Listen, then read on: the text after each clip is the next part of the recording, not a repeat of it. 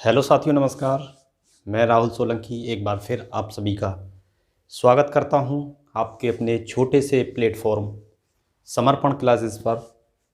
और मुझे उम्मीद है कि आप सभी अच्छे होंगे, बेहतर होंगे और अपनी तैयारी को भी बहुत अच्छे तरीके से सभी लोग कर रहे होंगे। तो चलिए आज मैं बात कर लेता हूं रेडियो ऑपरेटर और रेडियो मैकेनिकल जो अभी रिजल्ट आया है उसके बारे में बात कर लेता हूं, क्योंकि रिज़ल्ट तो आप सभी ने देख लिया होगा। रिज़ल्ट में तो कोई दिक्कत नहीं हुई होगी।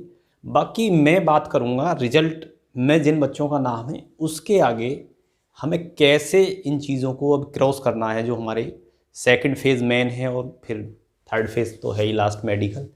ठीक है, जो सेकंड फेज़ है हमें कैसे क्रॉस करना, किन किन चीज़ों की हमें सावधानी बरतनी है।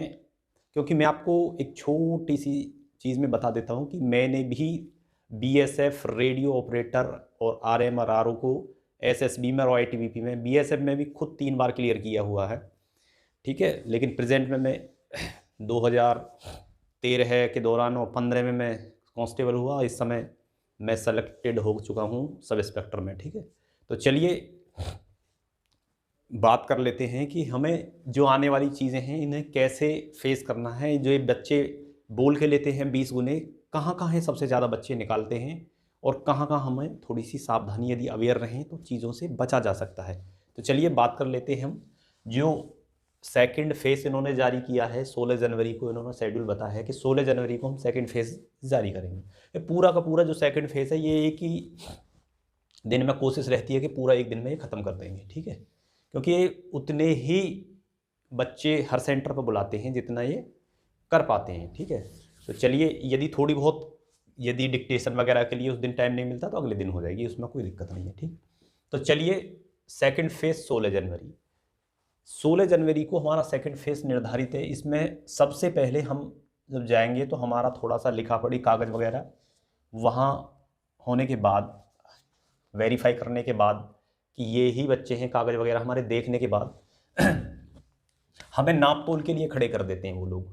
ठीक है, नाप तोल के लिए जब हम खड़े हो जाएंगे तो सबसे पहले हमारी हाइट नापी जाएगी। जो मेल होंगे वो 160 सेंटीमीटर जो लंबे होंगे वहाँ लिए जाएंगे, और जो फीमेल होंगी 157 सेंटीमीटर। इनकी जो नाप तोल है यहाँ थोड़ी ठीक ठाक रखते हैं। ये मतलब ऐसे नहीं है कि मतलब बिल्कुल इजी गोइंग नाप देंगे, यदि जरा से भी कम हुए तो पार कर देंगे। ये लोग इस चीज़ में बिल्कुल भी दया भाव का कोई इनके अंदर रहता नहीं है बिल्कुल भी। ठीक है, कि मतलब 19-20 जरा सी भी कम है, कहो तो 167 को आपकी को 167 बैठा दें, 168 को 167 बैठा दें, इस टाइप से नापते हैं। ठीक है, मेन चीज़ है चेस्ट में सबसे ज़्यादा ये जो भार करते हैं, चेस्ट में भार करते हैं 80 से 85 जो लेते हैं फुलाव के साथ। ये जो चेस्ट का मामला है, क्योंकि सारे बच्चे जो आप लोग हैं बिल्कुल यंग एज हैं, बिल्कुल न्यू हैं। ठीक है, न्यू का मतलब समझिए कि अब बिल्कुल कुछ बच्चे ऐसे हैं कि जो लेटेस्ट 12th पास करके आ रहे हैं, कुछ को 1 या 2 साल हुए हैं, बिल्कुल मतलब न्यू है। तो आपकी जो चेस्ट है, एक तो फुलाने का तरीका और एक नापवाने, ये नापते हैं अपने हिसाब से ही हैं। तो यहाँ सबसे ज़्यादा ये निकालते हैं। जो मैं 3-4 बार में सब चीज़ें एनालाइज करी थी जब, तो सबसे, क्योंकि मैं भी इन्होंने पहली बार में तो चेस्ट में ही निकाल दिया था। ठीक है, तो ये बहुत अच्छी तरीके से लोहे का फीता टाइप होता है और बिल्कुल गढ़ा देते हैं। ठीक है, तो यहाँ सबसे ज़्यादा निकालते हैं। तो चेस्ट पे आपको ध्यान देना है, क्योंकि हाइट तो देखो जो है वही रहेगी, उसमें कोई चेंज नहीं हो सकता।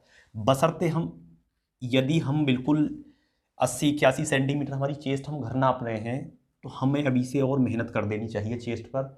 हमें थोड़ी सी एक्सरसाइज जो होती हैं, जो देहात या सिटी में आप जो भी जहाँ भी रहते होगे सब जानते होगे, दंड बैठक वगैरह जो भी लेट वेट के मारते हैं, पुशअप वगैरह, सारी चीज़ अपने आप थोड़ा देख लेना।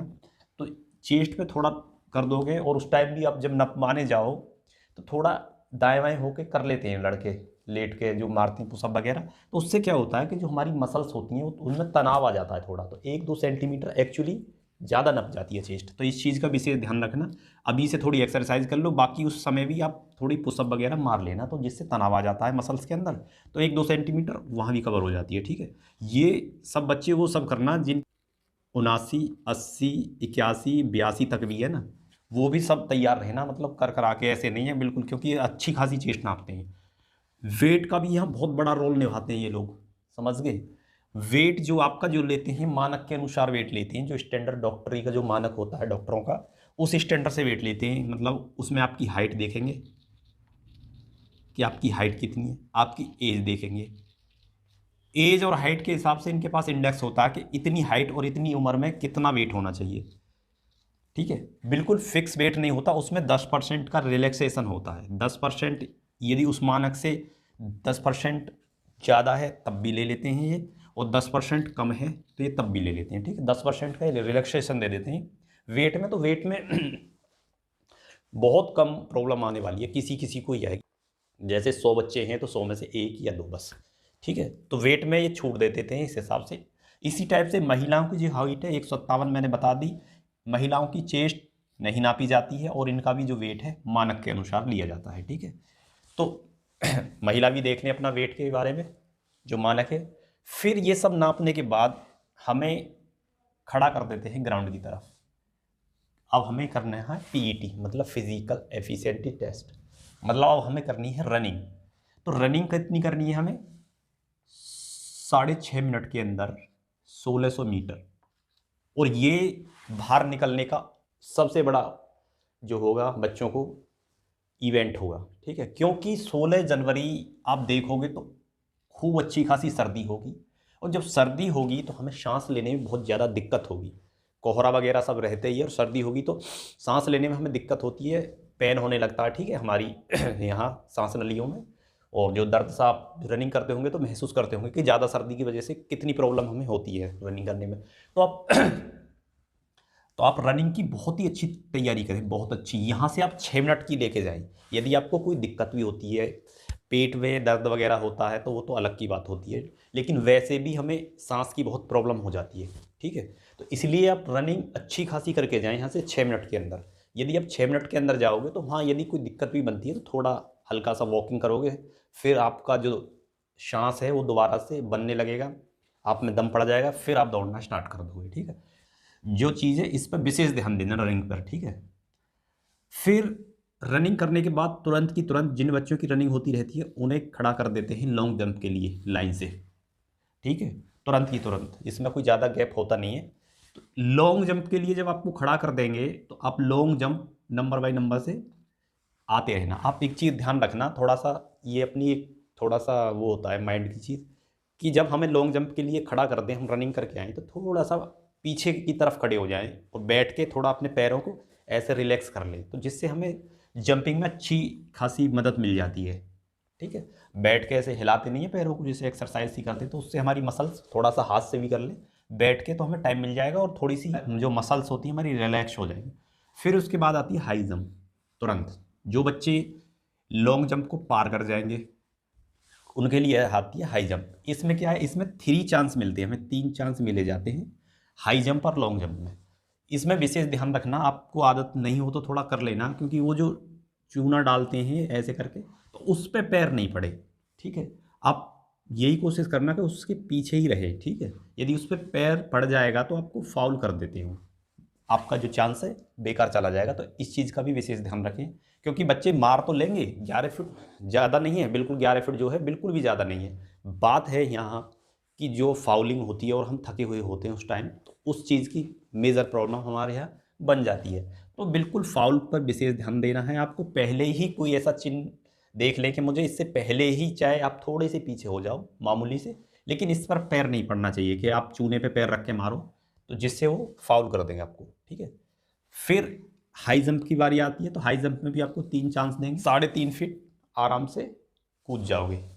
ठीक है, 3.5 फीट ज़्यादा नहीं होती। ठीक है, जब हाई जंप की थोड़ी सी बात आ गई है तो मैं आपको बता देता हूँ, मैं हाई जंप में मंडल स्तर तक खेला हुआ हूँ, स्टेट के लिए क्वालिफाई नहीं हो पाया था। तो मैं हाई जंप जब मंडल में खेला था तो स्टेट के लिए मेरा चौथा नंबर था, तो मैं उस समय 5 फीट और 4 इंच हाई जंप कूदा था। ठीक है, लेकिन 5 फीट 6 इंच पर स्टेट के लिए क्वालिफाई हो रहे थे तो मैं नहीं हो पाया, तो मैंने 1 डेढ़ साल तैयारी करी थी, उसके बाद छोड़कर फिर कंपटीशन में आ गया था। तो इसलिए, क्योंकि पहले मेरा मन था कि मैं जाके स्पोर्ट्स खेलूँ, स्पोर्ट्स में, ठीक है, स्पोर्ट्स में जाके थोड़ा सा कुछ किया जाए। लेकिन फिर मुझे लगा, या तो मेरा सही समय पर डिसीजन था कि मुझे लगा कि अपने यहाँ जो फैसिलिटी मिलती है स्पोर्ट्समैन को शायद वो पर्याप्त नहीं है, और बहुत ज़्यादा समस्याएं क्रिएट हो जाती हैं आगे चल के, क्योंकि पैसे की बहुत प्रॉब्लम होती है सभी बच्चों को फैसिलिटी ना मिलने की वजह से। इसलिए मैं छोड़कर फिर कंपटीशन की तरफ लगा। तो चलिए इसे यहीं ख़त्म करते हैं, आगे चलते हैं। ये सब हो जाने के बाद ये महिलाओं की भी देखो 4 मिनट में है हमारी 800 मीटर की रनिंग, और इसमें कोई भी 3 चांस नहीं है, यहाँ एक ही चांस मिलता है रनिंग में। यहाँ जो लॉन्ग जंप है हमारी 9 फीट है, और हाई जंप है 3 फीट। तो जो चीज़ मैंने महिलाओं को इनको बताई है, मेल्स को, यही चीज़ जो फीमेल है ये भी आप ध्यान रखें कि आपको भी वही प्रॉब्लम होने वाली है कि सांस की, सर्दी की वजह से और थकान की वजह से हाई जंप और लॉन्ग जंप में। तो इन चीज़ों का विशेष ध्यान रखें। जब आप प्रैक्टिस करें तो आप 10 फीट की करें, 3.25 फीट की करें, ऐसे ही आप करें। ज़्यादा रनिंग करें, 800 की जगह 900 दौड़ें, जिससे आपका स्टेमिना और बेहतर बन के आए, ठीक है। चलिए, यहाँ आरएम की जो प्रक्रिया है वो उसका सेकंड फेज ख़त्म हो जाता है, लेकिन आरओ का भी सेकंड फेज और आगे चलता है। इसमें डिक्टेशन होती है, टेस्ट जो होता है वो आरओ के लिए होता है, केवल आरएम के लिए नहीं होता, जो 50 नंबर का होता है, ठीक है। सबसे ज़्यादा बच्चे इसी से डर रहे होंगे, क्योंकि जो बच्चे पास करके यहाँ पहुँचे हैं ना, रिजल्ट पे, फाइनल जो ये मेरिट लगी है, रिजल्ट जो लगा है आपका, इस पर वो बच्चे पहुँचे हैं जो पीसीएम के हैं, जो पीसीएम के खिलाड़ी हैं, तो अच्छे बच्चे हैं, ठीक है, जिनके फिजिक्स, केमिस्ट्री, मैथ बहुत स्ट्रॉन्ग है, लेकिन इंग्लिश जिनकी बहुत पुअर है, ठीक है, इंग्लिश बहुत पुअर है, तो वो बच्चे पहुँचे हैं। तो उन्हें डिक्टेशन से बहुत ज़्यादा एक पैनिक क्रिएट हो रहा है कि डिक्टेशन में हम कैसे कर पाएंगे, क्या होगा। तो डिक्टेशन में आपको बता देता हूँ, डिक्टेशन एक बहुत ही इजी फेस है हमारे लिए, कुछ नहीं है। इसमें इमला बोलते हैं, वो इमला इंग्लिश की, उसमें 100 वर्ड्स बोलेंगे। 100 वर्ड्स मतलब वो ऐसे नहीं है आपसे कि स्पेलिंग चेक कराएंगे, वो एक कोई अखबार उठा लेंगे, कोई बुक उठा लेंगे, एक तरफ से बोलते चले जाएंगे।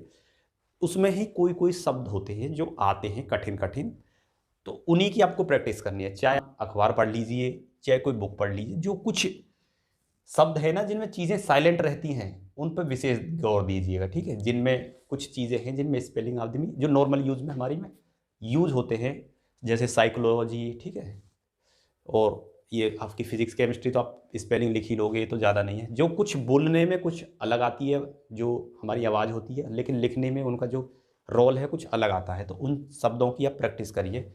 स्पेलिंग को देखिए कि कैसे लिखी जाए, बुक पढ़िए, उसे लिखने की किसी से कहिए कि बोलिए मैं लिखता हूँ, ठीक है। तो ये है एक इमला, इंग्लिश की इमला, ठीक है। ये पास करने के बाद आपसे एक फिर पैराग्राफ और पढ़वाते हैं। वो देखते हैं कि पैराग्राफ कुछ पढ़ना आता है, नहीं आता, गलत चीज़ें तो नहीं पढ़नी आती, स्पेलिंग गलत तो नहीं पढ़नी आती, ठीक है, जो उच्चारण है वो सही जा रहा है। तो पैराग्राफ होता है क्वालिफाइंग, उसका कोई ज़्यादा मायने नहीं रहता है। क्वालिफाइंग आप पढ़ दोगे, जब यहाँ तक आए हो, तो यहाँ तक पास करके आए हो, तो आप पैराग्राफ बिल्कुल ईजिली पढ़ दोगे। मेन है ये, इस पर ध्यान देने की ज़रूरत है हमें। ध्यान कैसे देंगे, या तो आप कोई न्यूज़पेपर है या और भी कोई है या कोई बुक है, ठीक है, उसमें आप रीडिंग करिए, खुद ही रीडिंग करिए। जो थोड़े से नॉर्मल दैनिक जीवन में जो हमारे शब्द होते हैं, तो ऐसे तो न्यूज़पेपर में बहुत सारे शब्द मिल जाते हैं, तो उन्हीं को आप टारगेट करिए कि इनको मैं गलत लिख पाता हूँ या सही लिख पाता हूँ, ठीक है। क्योंकि कुछ चीज़ें ऐसी हैं जो बोलने में हमें अलग लगती हैं और लिखने में उनका जो रोल है वो अलग आ जाता है, ठीक है। जैसे नॉलेज है, तो यहाँ के साइलेंट है, साइलेंट वाले शब्दों को हमें टारगेट करना है। नॉलेज है तो KNO, के से चालू होती है, ठीक है, लेकिन हम बोलते हैं नॉलेज, नॉलेज। तो इस हिसाब से ऐसे ही शब्दों को हमें टारगेट करना है जिनमें चीज़ें साइलेंट रहती हैं, वहीं हम फंस सकते हैं। बाकी चीज़ें तो नॉर्मल होती चलेंगी, इज एम आर से, दे आर, गुडिंग, लुक, ऐसे करके थोड़ा धीरे धीरे वो ऐसे ही बोलते चलेंगे, आप लिखते चलोगे, ठीक है। ऐसे नहीं है कि वो आपसे कठिन कठिन शब्द बोलेंगे कि आपको ये लिख के दिखाना है, ये लिख के दिखाना है। तो मैं कह रहा हूँ 100 जो वर्ड्स हैं उनमें से आप 50 भी नहीं लिख पाओगे इस हिसाब से, ठीक है, और माइनस में और नंबर चले जाएंगे आपके। तो 100 वर्ड से 50 मार्क्स हैं, ठीक है।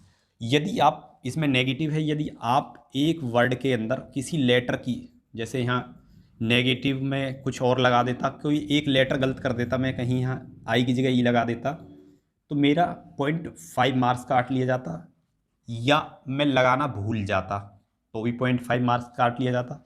यदि मैं पूरा ही वर्ड इसमें 2-1 मिस्टेक कर जाता, या लिखना ही भूल जाऊँ मैं पूरा ही वर्ड, तो मेरा फिर 1 नंबर कटेगा। इसका ये पैटर्न है, ठीक है। तो चलिए, फिर ये सब होने के बाद फिर आपका मेडिकल होता है, जैसे कि पैरामिलिट्री फोर्सों में होता है। पहले ये फेस हमारा क्लियर हो जाए, तो मेडिकल की तो चीज़ें बाद में देखेंगे। ये चीज़ें मैंने आपको बता दी, और ये भी सारी चीज़ें बता दी कि हमें कहाँ कहाँ चीज़ों पर फोकस करना है और कहाँ कहाँ बच्चे इसमें सबसे ज़्यादा बाहर होते हैं। तो वो चीज़ आपको बिल्कुल ध्यान में रख के चलनी है। मैंने बता दिया, रनिंग का विशेष ध्यान रखना है कि 16 जनवरी है और सर्दी का बहुत ज़्यादा समय रहेगा, तो सांस लेने में बहुत मेजर प्रॉब्लम होगी। तो उसके लिए आप पहले से ही प्रिपेयर रहें, तैयारी इतनी अच्छी करें कि वहाँ कोई दिक्कत आपको ना हो। क्योंकि रनिंग में एक तो नॉर्मल दिक्कत वैसे ही हो जाती है, कहीं पेट में दर्द या सांस लेने में, क्योंकि रनिंग ईजी नहीं होती।